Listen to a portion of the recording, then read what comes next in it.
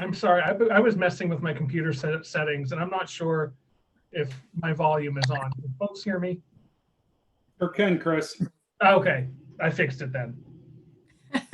Are we all set? I think so. Hi, Michelle. Hi, Linda. Hi, John. How you doing?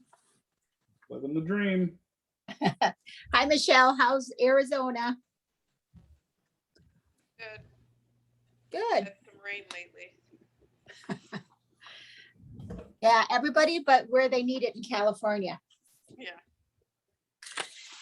Okay, I just want to ask everyone if you received a copy of the final employee social media policy that Michiko sent out today. I did, but I haven't had an opportunity to review it. Okay. Basically, it's the same changes that we went over last week. Remember the copy that was red and blue and things were highlighted? Does anybody have any questions about anything that's in it? No, it looked like what we talked about last time. Okay. So Bill, is the next step to have Jack work with Tiffany to get it on the console?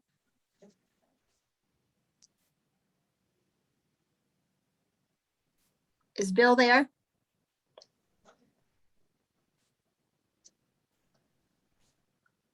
John, I can see you talking, but you're on mute. Thank you. I said Bill is under the weather tonight, so he handed off the controls here to me. Oh, good. Okay. So anyways, Linda, to answer your question, yes, we will just have to get that on our agenda for the council to pass it. Good. Did And put a hopefully- message in the chat. I didn't hear you. Is that Michelle? Yeah, he had put something in the chat saying, sorry, oh, nope, never mind. That's okay. Yeah. Okay. Now, if anybody has any questions on a committee, you can email them to Bill or to myself or to John if you have any questions. But it does look as though everything that we changed or everything that we wanted in there, seems to be there. So we'll get moving on that. So just as a procedural clarification, and as a separate committee, I don't expect there to be too much discussion based on the council, but at the end of the day, the council creates the law and the policies. So I don't expect them to go through it line by line, but that's what the council will have to do, right? So we will take the draft that we're essentially creating a proposal, give it to the council, and hopefully they don't have too many issues with it, and we can get that through relatively painlessly.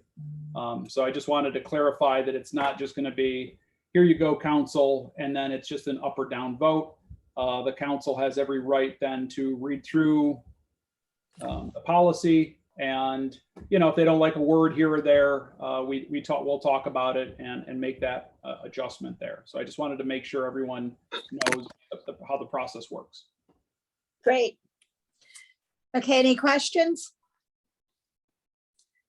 Nope, good. The next thing I had on the agenda was to talk about the surveys. I think I got an email from Chris, and I took the bag and the yard signs back to the mayor's office. So Michiko has everything.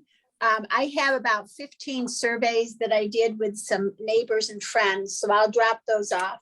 But Chris, could you give us an update on how we're doing with the computer response? And I reached out to Michiko to set up a time to pick up the paper. I have a student intern that's going to be doing some help entering in all those surveys into the online system so we can capture the data all in one place. The online copies of the survey, I was just pulling it up, but it slowed down pretty significantly. The last I checked was about 299 in terms of responses. So not a big increase since the last time that I talked with everybody, but still a pretty good response just in terms of the online distribution. Okay. And just kind of glancing, is it pretty much the same as we talked about before, as far as the demographics, as far as the age groups and, the other points that we made? Not much has changed. Not much has changed in terms of the overall response data. And if anybody wants, I can pull it up again if anybody wants to see it again. But in terms of the general trends, no, not much changed. Okay.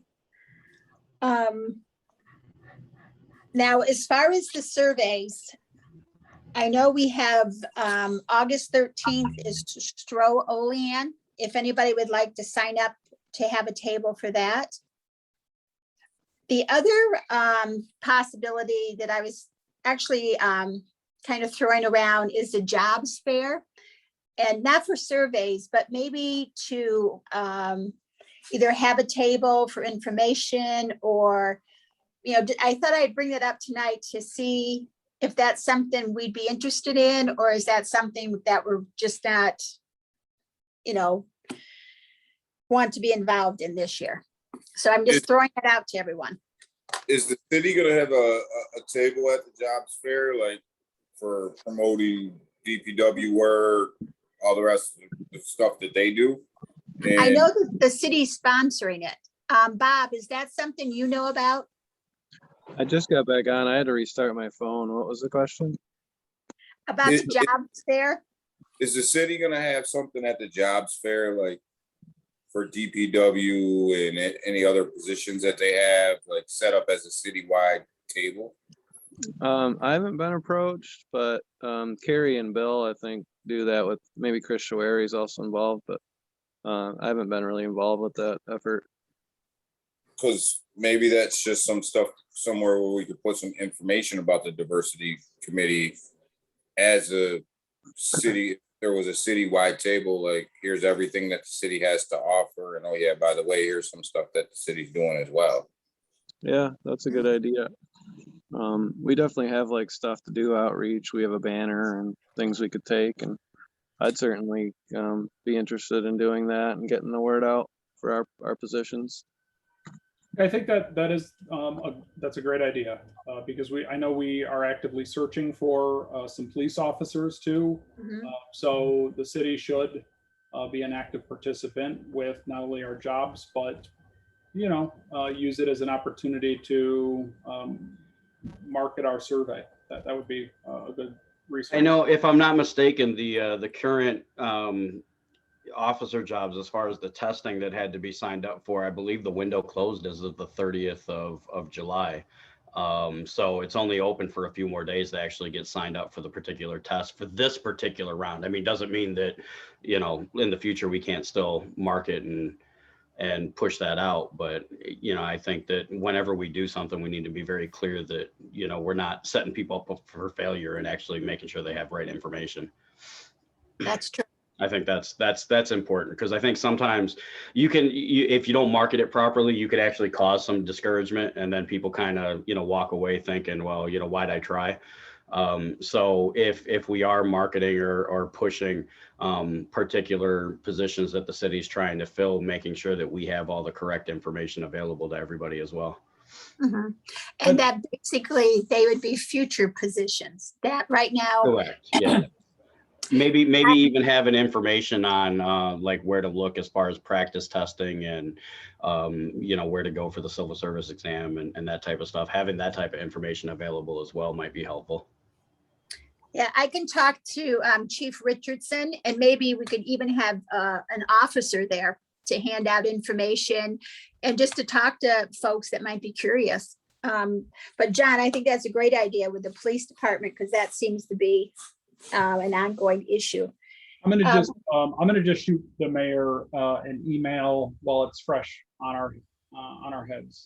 Just Don't, to don't say, forget the other Richardson in the fire department too, because if we're gonna market for future positions, it would be nice at a job fair to show off the city's jobs as a whole of everything. There's everything we have to offer, openings, and here's our future openings. Because I know, Bob, you're here, but I'm assuming you have some things that you would like to fill. yeah, I'm gonna just actually I'm gonna CC all the department heads as well as you guys, the equity committee, just to say something. I'm gonna send it to Bill, just to suggest that the city has a table if they haven't already thought of it, and to showcase any possible hirings.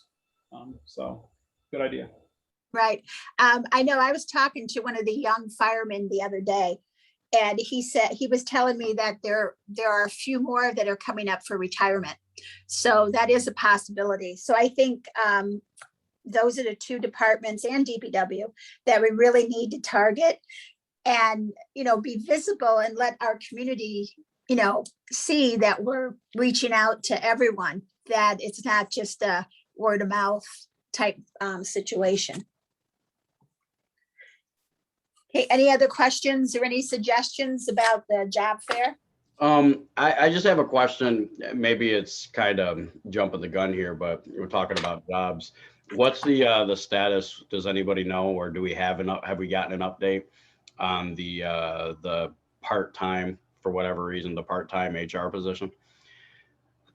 Like, has the city found somebody as of yet? Is that still a position that they're looking at? Are we considering, like we kind of discussed at the last meeting, the thought process of maybe looking at making that a full-time as opposed to a part-time position? I mean, I know there's a process to make that happen, and we don't really flip the switch on that, but I was just curious if there was an update on that. The mayor hasn't mentioned anything to me. John, do you have any information on that? Well, we've received a couple resumes, and the mayor would like to move forward with just talking to those individuals and doing some interviews with them.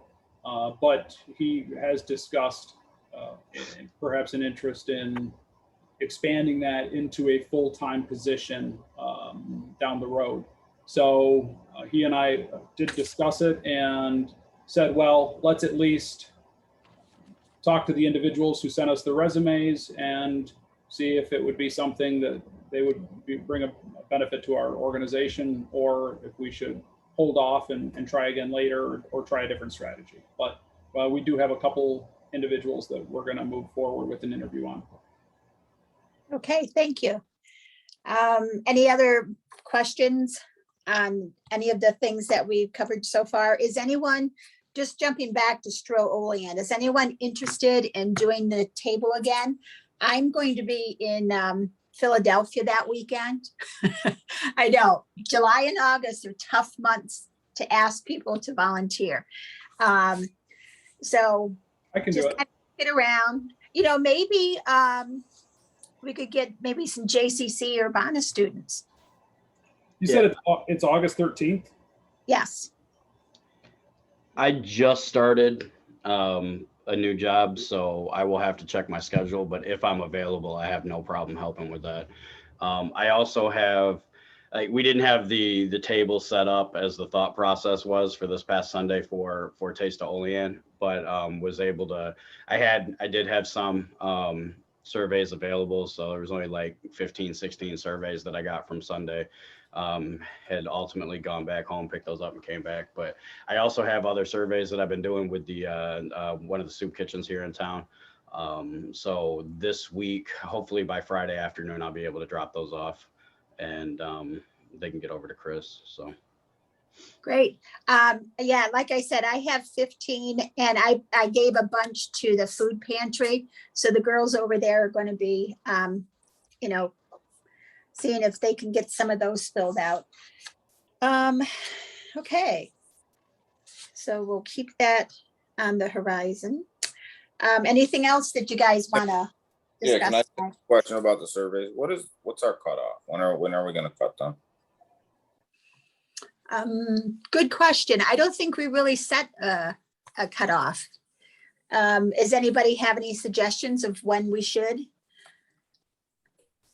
I mean, should it be ongoing? Should it be maybe September? I don't know. I just think that at some point we have to put a report together and send it to somebody. Well, I think as long as we're using the information, we can continue it down the future. I mean, as far as, especially because it's, an online format. But I think Danny's right. At some point, we do have to compile the information and do something with the information that we're getting. Otherwise, it's just kind of checking the box, smoke and mirrors. And I'm definitely not about that. If we're putting our hand to the plow, we need to put our hand to the plow. Mhm. I just think that at some point we gotta compile the information, put it together, send a report to whoever it needs to go to and say, even if we say something to the effect of, as of this date, here's what we found and here's what the information is telling us, so on and so forth. But Okay, I was just so wondering, do you think September is too soon? Would you like to go, to the end of the year? Or do you want to cut it off before the end of the year? I mean, I'm open for suggestions here. I think the sooner the better. I mean, and then you kind of have a checkpoint and you can say, well, we got surveys from this group of people until now. And then it, when it starts to, we're going to know like when the end date is, because we're going to start getting less surveys. We're going to start getting less surveys from Olean residents or whatever. It'd be nice to know, like, I'm eager to see, I guess, the results at this point, and if they continue to kind of come in. Mhm. So how does everybody feel about September 1st? Because that, that's before school really kicks into gear, which is going to put more on some folks' plate. Is see, that that's good. And I think maybe in September we can start talking about doing some in the schools as well. And maybe that's our second source of data, right? But what are we going to do with it? I guess is a question I really had. Is once we compile it, what are we going to do with it? Where are we going to send it? Yeah, we're going to look at it. We're going to know what it says, but we're ultimately not the decision makers either. So where are we going to send it, and in what format? And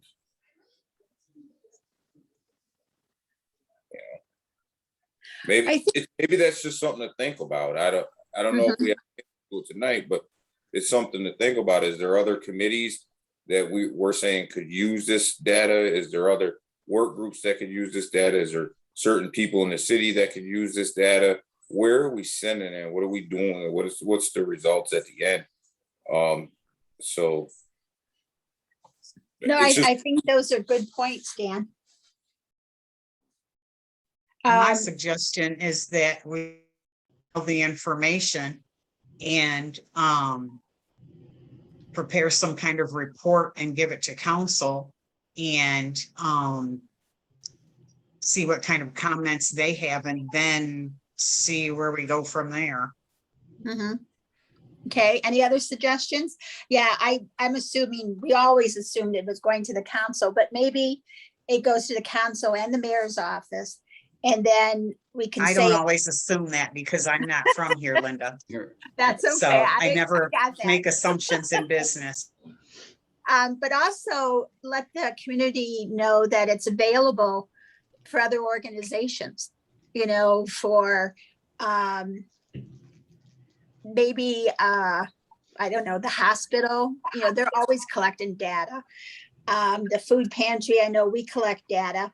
And it'll be interesting to see what our report shows versus some of the other reports. Like I know the county, I don't know if it's Department of Aging or one of the departments always does that. It's kind of a survey. I don't know if they do it yearly or So yearly. I think we can also, with waiting to kind of see the responses and comments from the council, we should be able to take a look at some of the information and say, okay, well, you know, this group of residents or this particular issue is a hot topic. And, you know, as the, you know, Equity and Inclusion Committee, I feel like we should be pressing the issue. Because I feel a lot of times things kind of get brought up or they get, you know, put on somebody's desk, and that's kind of where it sits until somebody starts asking multiple questions about it multiple times. And, you know, what about this police reform committee? What about the civilian review board? What about this? What about that? What about that? All these different things. And if there's not pressure from somebody, then it just kind of gets put on an eventual agenda. You know, not necessarily to anyone's fault, but I just think that, you know, that tends to happen. And so I think we would have a level of responsibility to kind of help prioritize, or at least provide our thoughts on what would be, you know, a priority list as far as the topics or issues that we've discovered, and, you know, kind of help approach it that way instead of just providing information, but providing solutions as well. Well, and I think if you look at the questions, there's organizations connected to a lot of those questions. Like, for instance, people with disabilities, seniors, food, you know, just different areas. And I think there are organizations that would benefit from some of the information that we've collected. So, yeah, I definitely good agree. idea. I think a lot of what we do as a city focuses on the senior community, and I don't think there's anything wrong with that. But we also have to realize, if we're trying to grow a city and not continue a negative growth rate, we've got to start looking at, you know, the younger populace as well and what we can provide. So that's definitely something that should be on the forefront of our mind as we look through the information as well. Right. Yeah. I agree. I just threw that out there as maybe a point of thought for everybody, and also making it available to the public. Now that's good and bad, right? Depending on how that data looks. We've talked about a campaign of making our city look diverse and things like that. So if the data doesn't show that we're doing a good job, you know, like, where do you put it? Do you put it in the forefront? Do you put it in the back? So I think it's just a topic of conversation. You know, Dan, you touched on an interesting point, because I think we've been talking about doing the next 20-year comprehensive plan or 10-year comprehensive plan, whatever it ends up being. And I think the information that we're gathering, I think that could be helpful to maybe change some of the directions, you know, that we sort of aim to strategize or shine a light on. So I think you have a good point there. And I think we're going to be surprised how many other areas of, you know, whether it's an organization, community groups, you know, the comprehensive plan. I think there's going to be a lot of ability for our little survey to just give that information, you know, to help make decisions going forward. And that's why I jumped on September and saying, oh yeah, let's close it up by September and get a second set of data from the schools, because I think that data is going to be just as valuable if we just concentrate on the schools, like the high schools and the colleges and stuff in the area, and say, here's our first set of data and here's our second set. This one's from the general public, but this one's from the school population. You know, Right. You could start maybe to see the same thing or see some differences based on age, based on, you know, some different things. So I don't know. I think we're on the right track. I just think that taking the next step, we just got to figure out what we're going to do with it. I agree. Anybody else? Okay, now, so our next, and unless there's something else you guys want to discuss, our next meeting for August 11th, what would you like to see on the agenda for that meeting? Because I think we can take the social media off, because that's going to be heading to the council. The surveys. By then, we'll be closer to closing it out and working towards the schools. So what would be our next area for discussion at our next meeting? Do we need to maybe revisit and recenter those pillars that we started with, or just kind of continue down that list that we started the first couple meetings with? Yeah, I think we had touched on the harassment policy. Remember, I know Chris sent us a link, and we had talked about getting information from NICOM. So that might be one. Is there something other than the harassment policy, or maybe something totally different that you guys want to touch on? I was just gonna put Chris on the spot and say, didn't we do the send out information on our harassment policy? I'd like to see that on the agenda. And I'd also like to see, since it's the 11th, a sure up of Olean. That's on the 13th. Okay. Anything else? Hopefully by then we will have been making some progress on the oversight committee or oversight board for the police reformed from the police reform committee. So maybe we can touch on that. But in the meantime, if something comes up that you think is interesting or something that you think we should be addressing, don't hesitate to let myself or John or the mayor know. We can always adjust things as we go. It's not set in stone.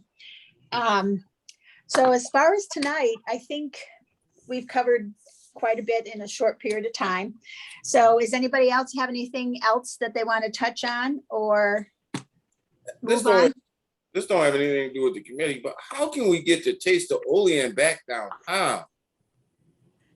I had several people ask me, I was there doing vaccines, and they kept asking me, where are the restaurants? And I know I've talked to a couple of them, and a lot of them said they just didn't have the staff to do it. But I think, and this is just my opinion, I liked it when it was at JCC. It was more centralized. And I don't know how anybody else feels, but it really felt like it was about a fourth the size of normal. I know you and Gary were there. What do you think? Well, the lines, you were waiting an hour and a half to get a sandwich. There was only three trucks. Yeah, there were only 3 trucks. And it didn't even show off our local food. Why can't we have that downtown on Main Street like we used to? Is there something logistically wrong with that says that we can't? So where the restaurants can come outside of their doors and set up? And personally, I think this year, if it wasn't combined with the art aspect, you would only had the one parking lot, the 3 trucks, and then the beer truck or whatever it was. Other than that, so I think I don't know. I think there was definitely a opportunity to capitalize that was missed. From a city standpoint, and it's something that the chamber puts together. It's not the city per se. Right. And there were tons of people, but they just walked around within 5-10 minutes and then they left. But that was kind of sad. Is there a reason why it can't be downtown? Like, is there a logistical reason why we can't have the taste of Olean like we used to have the taste of Olean? Not in where it was on Union Street. You walked up and down Union Street. It was a taste of Olean. We had vendors. We had a stage. You had bands. Is there a reason why, logistically, from a road standpoint, traffic flow standpoint, why that can't happen? And it wouldn't be much different than Olean. It would just be focused on food. You could still have art along the way. I don't know. That's something that I'll pass on to Bill, and then he can talk to the chamber about. But it was kind of kind of sad because it was so small and people came and like I said, they just left because there was nothing going on. So, and I understand the restaurant's point of view, they just didn't have the staff, but the whole idea of Taste of Olean is tasting the food in Olean, other than the 3 vendors that were there. Well, and so you bring it back to them, right? So why do they have to leave their restaurants that are downtown when you can bring it to them? Mhm. That's just my thought. I honestly believe that they just didn't want to participate. They're short-staffed, and no employees, no one wanted to work overtime for it. And I do believe, I mean, we know that's an ongoing issue. I don't think it's, I agree to the extent of I would like to see it downtown. I don't know who coordinated it at Warvets Park. I used to like it at JCC. I liked when they did the JCC facility.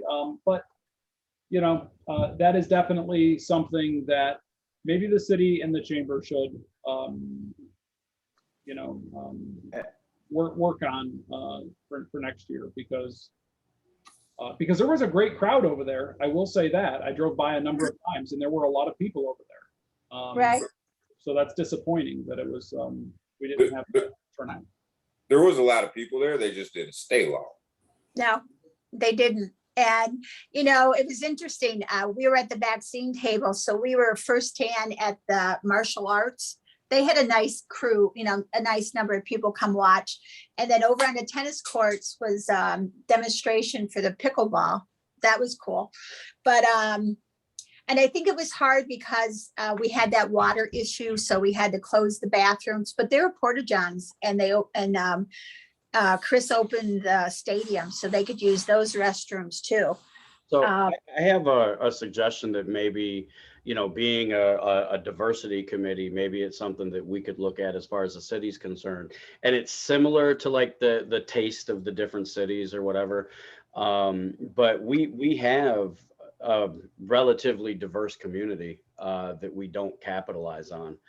And I know places that I've lived, especially where I was living in Florida, every year they do a quote unquote World of Nations.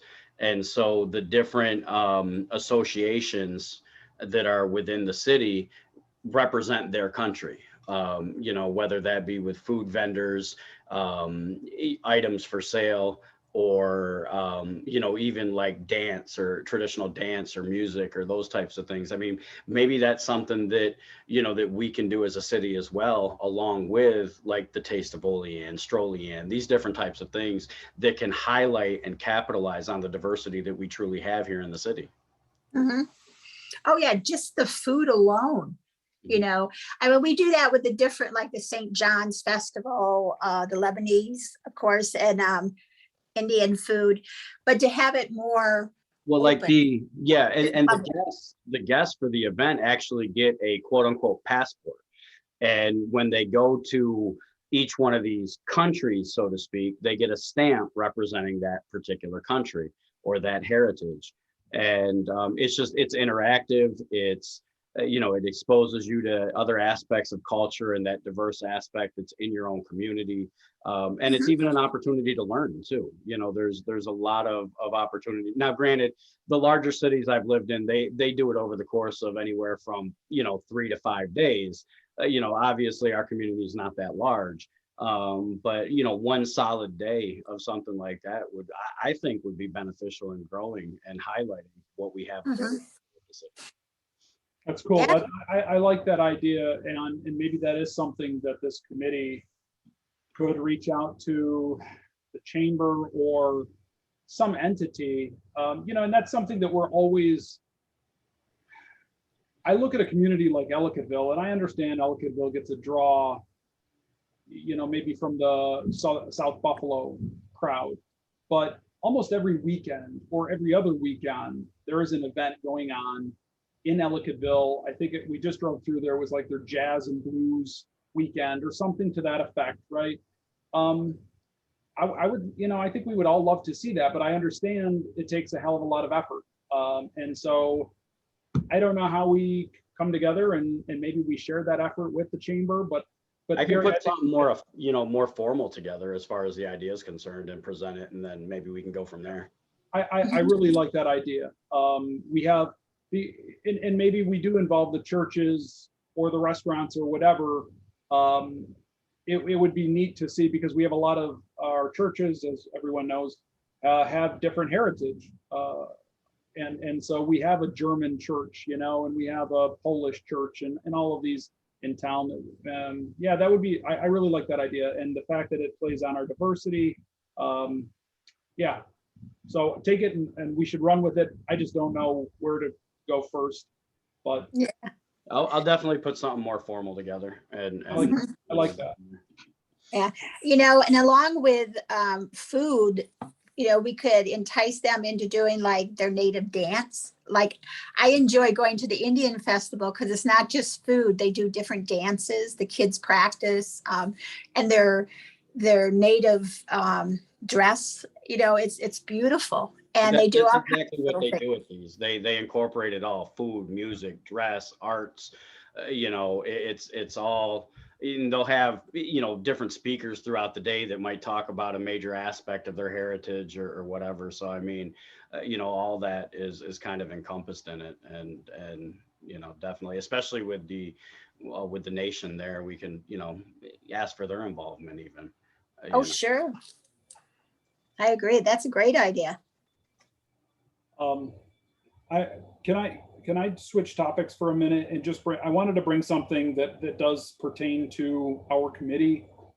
Okay. I came across it and it's gotten quite a bit of traction on Facebook. I don't know, it's really difficult to change a culture and to change people. And sometimes kids are stupid, sometimes adults are stupid, and they just say stupid things, and you can't change this. But a mother posted on one of our local websites that they took their son who has autism to King Street Park, and there were a group of teenagers who were misusing some of the playground equipment. They waited and waited and waited for their child to use the playground equipment that the teenagers were on, and finally, after a half hour or so, they asked, would you mind if can we let our child play on this equipment? And the teenagers refused and started referring to the kid as the R word, and multiple different times, and so on and so forth. And all she's asking for is to teach, please teach your kids to be respectful to others. But this is what people who have disabled children deal with. And I just thought it would be important to bring this forward to our committee, as this is something that we certainly on our mission.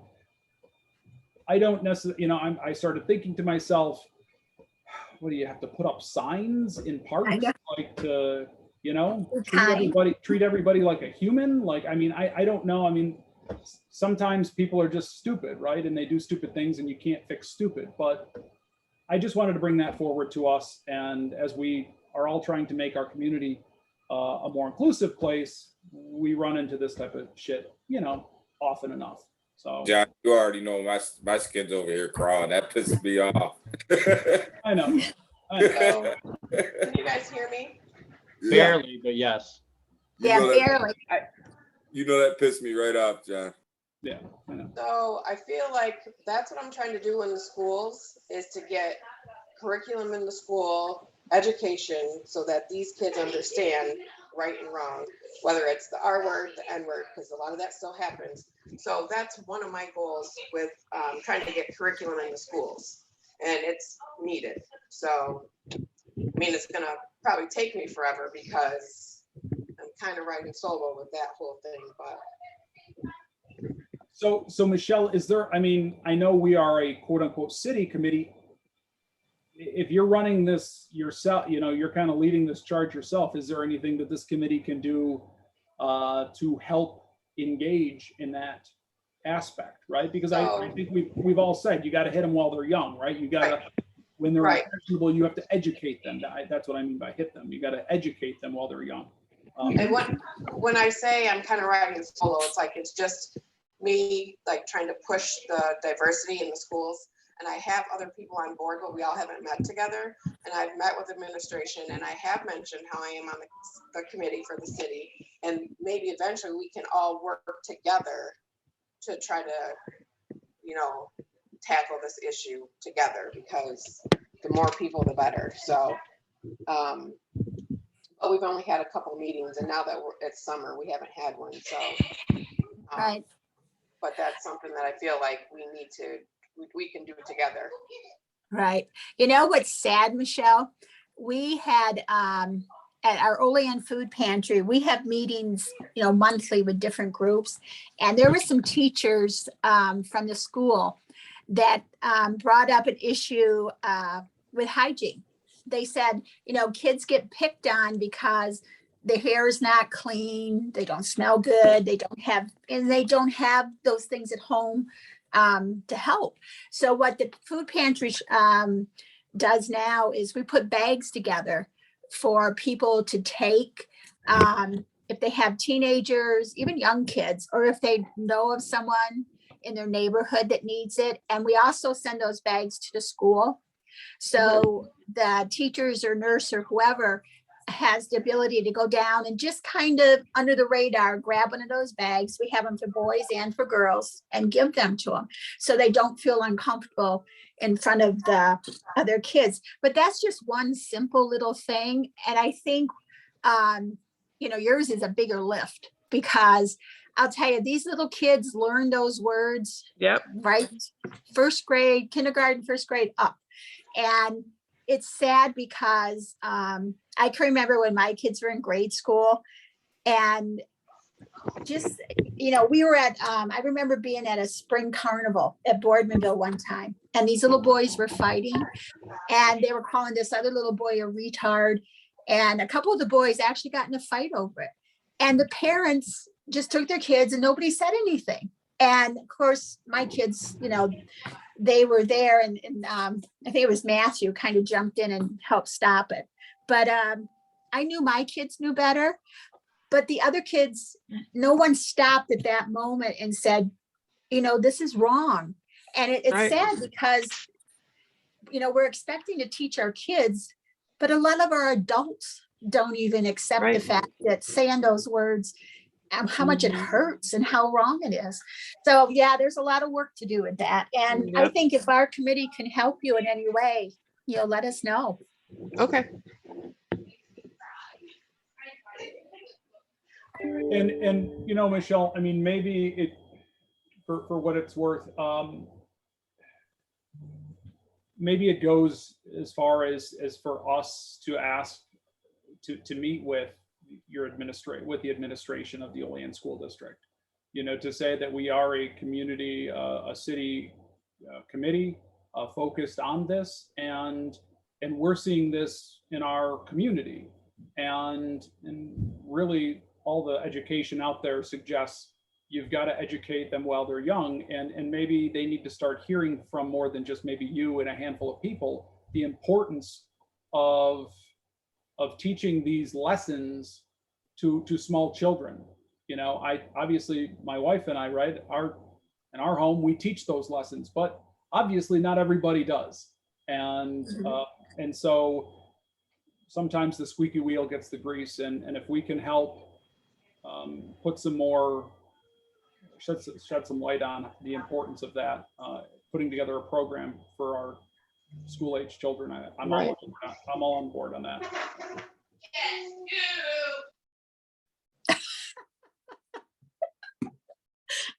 That's okay. Family time. I wonder too, John, like, more inclusive activities. Like, I know we have some playground equipment come in and things like that. I'm just speaking specifically about the developmental disabilities area. More inclusive playground activities, more inclusive activities as a whole, does that help this, should maybe help the situation? Um, just thinking of different things that, the more we can bring people together and share in the same common spaces, the more it becomes, I hate talking like this because it's common sense, but the more it becomes more common, right? And then that becomes second nature to people, I guess, right?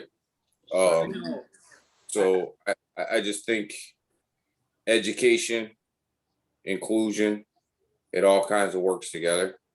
And so I guess my thought on that is, when we're setting up these events and we're doing these things, let's make sure that we keep that stuff in mind. And maybe there's some things that we can do differently, and some different people that we can reach out to get some more participation and things like that. So I know when I was younger, my mom used to work for Subcon Industries, as she was what they referenced as a recreations director, I believe is what the formal title was. And she would take, various groups of clients on all types of trips. I mean, they did cruises and the Baseball Hall of Fame and, Las Vegas and like all different kinds of things. But one of the things that stands out to me is she was also a Special Olympics coach while I was younger. For various sports. And that was something that I was able to, as a young kid, was able to volunteer with and help with some of the sports. And, I know we have our little league and we have our, youth football and, flag football and these different types of things. Not sure really at this point what organizations offer what to individuals that, are dealing with some type of, restriction, whether it be physical or otherwise.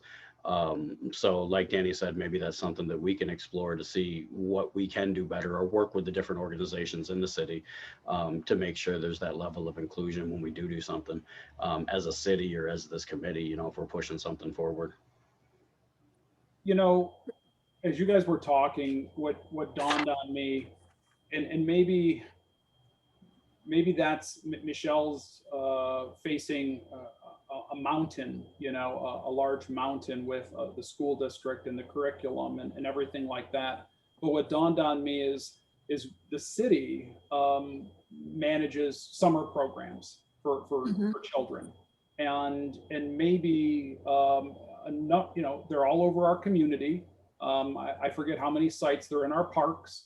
I went by Oak Hill today and there was probably 20 or 25 kids there.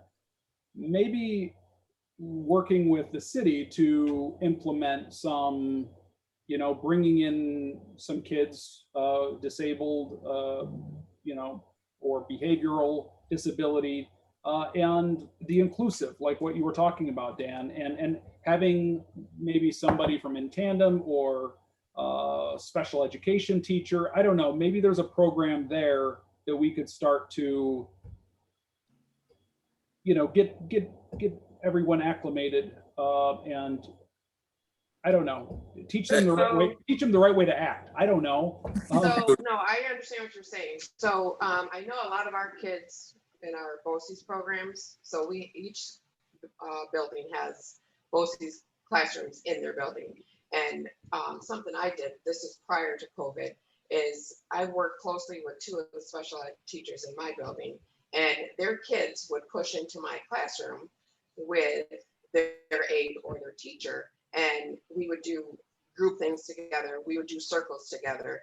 So the kids in my class are taught, how to acceptance. We're all like, that's a huge thing that I do, because I've said this before. I'm not always accepted by parents when parents meet me because they don't want their child to have a black teacher. Well, I'm sorry, but here I am. It's me. And like some are receptive, some are not. So I do a lesson every year at the beginning of the year. We're a family. We all may look different, but we all still have the same feelings. And so these classrooms come to my classroom, we go to their classrooms. And I know for the summer, they do have summer school, and it's currently at Boardmanville. Yep. But maybe somehow we could connect, and it's Deb Galley who's in charge of the special ed, the BOCES program. Maybe somehow we could connect with them, and in the summertime, we could have, maybe they could do outings at the activities at the parks. That Mhm. way, I mean, and they would be fully staffed. I know people kind of get nervous when a kid has behavior, but it's life. That's, Yeah.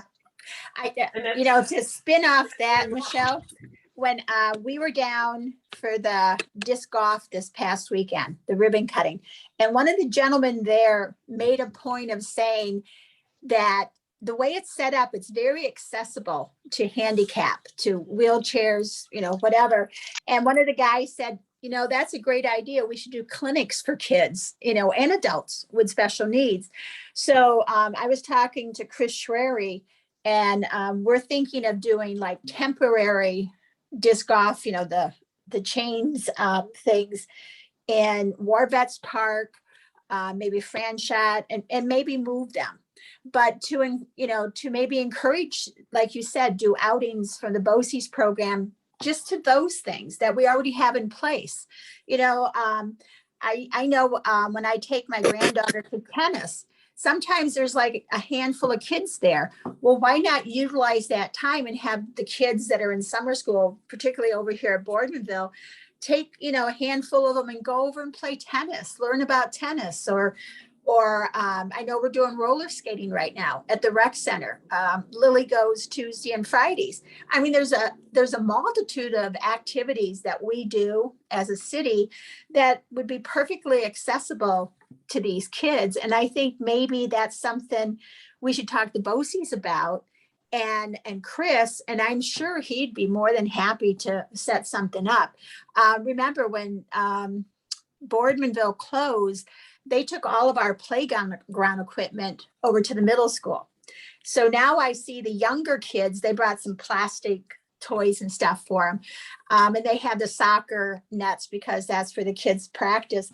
But that's pretty much all they have over there. And I see them out daily taking the kids on walks. But, you know, I think it's a great idea. I think we should talk to Chris, and even this summer, you know, and I can talk to Pete. I know the gentleman that's the principal over here, and I'm sure he'd be more than open to it. And the Yeah. staff, they're wonderful. You know, they're Right. willing to take these kids places. They usually, I don't know if they're doing it this year, but they take them to Franchot on Fridays to go swimming.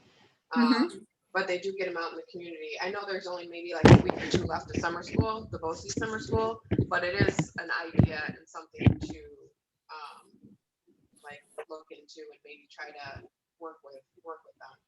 Yeah, Mich- great. Michelle, I know you have a mountain to climb over there at that school.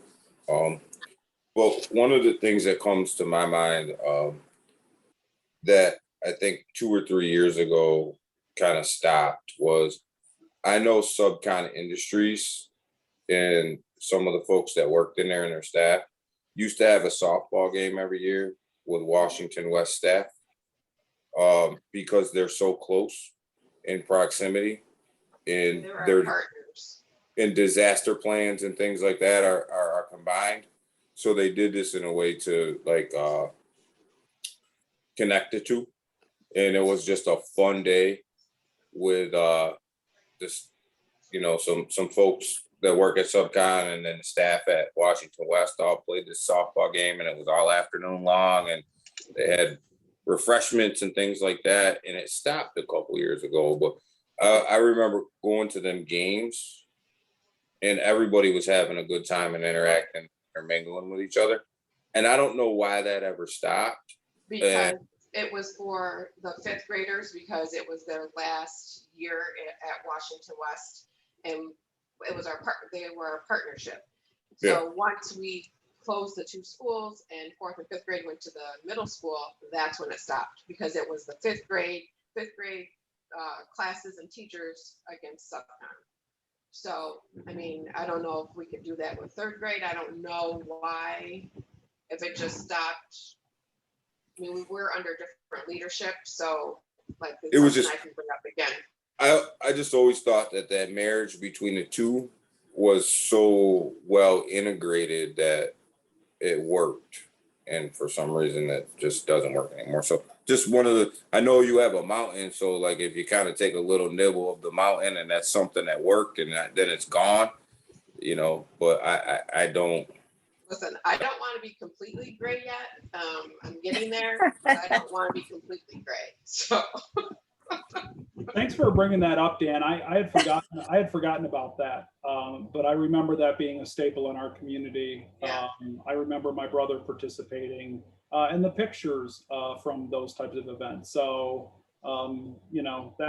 very, very cool.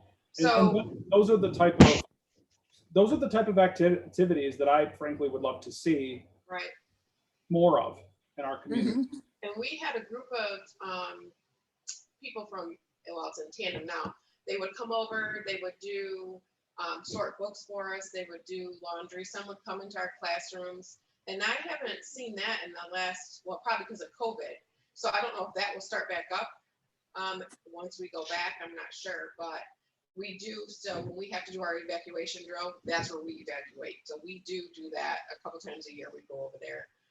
Our Halloween parade, sometimes we'll walk over there and walk through subcon so everybody can see. And but it was more personable when we did have that interaction before the fifth graders left. So, but that's something I can always bring up to the current principal. Maybe we could like get that going again or something. And maybe it's the subcon building versus the city of Olean staff. Yeah. Something, yeah. Bob, that one was for you. Okay, the Parks crew. Okay, guys. Well, it's almost 7:30. So, I think we have a lot of great ideas and a lot of different directions to go between talking to the chamber, trying to help Michelle with the school system. I'm actually going to talk to Pete because he lives right down the street from me. And maybe we can, the summer still has some time. Maybe we can get something done. But just let me know if there's anything else you want to talk about next time, and I will touch base with the mayor and with Jack Hart, and maybe we can get rolling on the harassment policy and look over the stuff that Chris sent us out. And just want to say have a good weekend, and we'll talk to you then. Okay? Hey, Linda, just before we sign off, I would like you just please keep let's keep that on our agenda as far as, if not this summer, at least to start seeing if we could get a formal, I'm not good with the terminology. Michelle reminded me, like pushing into our parks, right? Okay. In the summer, a summer program where I think we have just a rough outline of what it could look like, but many of those individuals with disabilities go to summer school. My brother always did, and our parks are doing their summer program. So why not bring them over in that environment where this person had a bad situation in a park space, right? Where all kids should be able to play regardless of ability, okay, and be happy. Mm-hmm. And so, I'm not looking to reinvent, to invent the wheel maybe with the month we have left, but can we get something formalized and put together for next year? I would like to see that happen. So let's just keep that on our agenda, okay? Yep. Okay. Okay, guys. Thanks. Have a good evening. See ya. Guys, have a great night. You too.